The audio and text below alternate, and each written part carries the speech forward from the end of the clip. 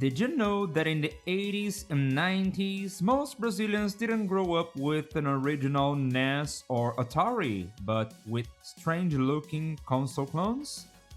Yeah, welcome to Brazil. Our gaming history is completely different from what you might expect. And today I'm gonna take you on a nostalgic ride through one of the most unique gaming markets in the world. So hit that like button, subscribe for more gaming history, and let's dive in.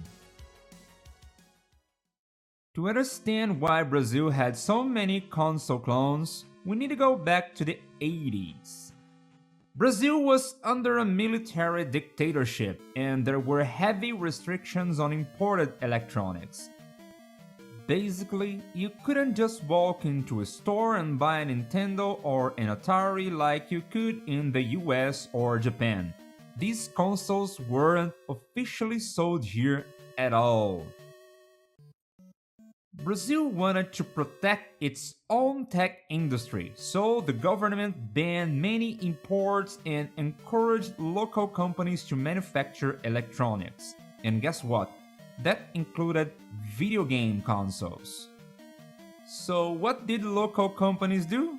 They said, okay, if we can't import it, let's copy it. And thus the era of the Brazilian clone consoles was born. Let's start with the Atari. This was one of the first consoles to be cloned like crazy in Brazil. The most famous clone was the Doctar. It looked a bit different from the Polyvox Atari but played Atari 2600 games perfectly.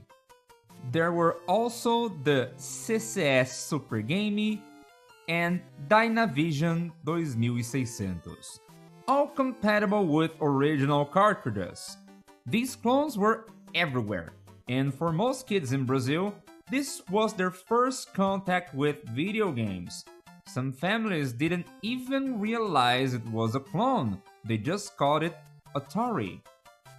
The consoles weren't the only ones to be cloned, the games were cloned as well. In 1984, there were more than 20 companies producing cartridges, like CCE, which produced 33 good quality cartridges costing way less than the Atari ones. Now let's talk about the NES, one of the most iconic consoles in the world. In Brazil we had many clones such as the Phantom system, made by Gradiente, was one of the most popular NES clones in Brazil, with a massive marketing campaign with commercials on TV and ads in gaming magazines. It looked like an Atari 7800 using Sega Genesis controllers, but was basically compatible with American NES cartridges and Famicom ones through an adapter. The Dynavision 2 could also run both NES and Famicom cards through an adapter, but its controllers weren't so comfortable as the Phantom system ones due to its buttons not being so well positioned. CCE didn't want to be left behind in this competition, so it came up with its own NES clone called Top Game. This one had an advantage compared with the other options. It had a dual slot system without needing an adapter to play NES and Famicom games. Beat system looked like the original NES and both controllers had a turbo button. NES accessories such as the Zapper were compatible with it as well. Supercharger looked like the Famicom. Each shell was identical, just the colors were different, and the controllers were attached to the console just like on the Famicom. While many companies were cloning consoles, one company, Tectoy, did something different. Instead of cloning, they made a historic deal with Sega to officially distribute the Master System and later the Sega Genesis in Brazil. This was a game changer.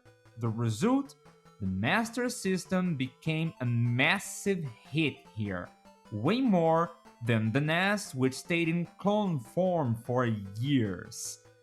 In fact, the Master System was still being sold in Brazil well into 2010s. That's how deep the Tectoy Sega connection goes. While the NES dominated globally, here in Brazil the Master System won the war, and that's something a lot of people outside don't realize. I have a video about Tectoy's story, click on the card above if you wanna check it. The clone era in Brazil helped shape an entire generation of gamers. Even though we didn't always have the original consoles, the experience was just as magical. It taught us to be creative, to value what we had, and to share. It also explains why the culture of piracy and hardware modding became so common here. It was born out of necessity.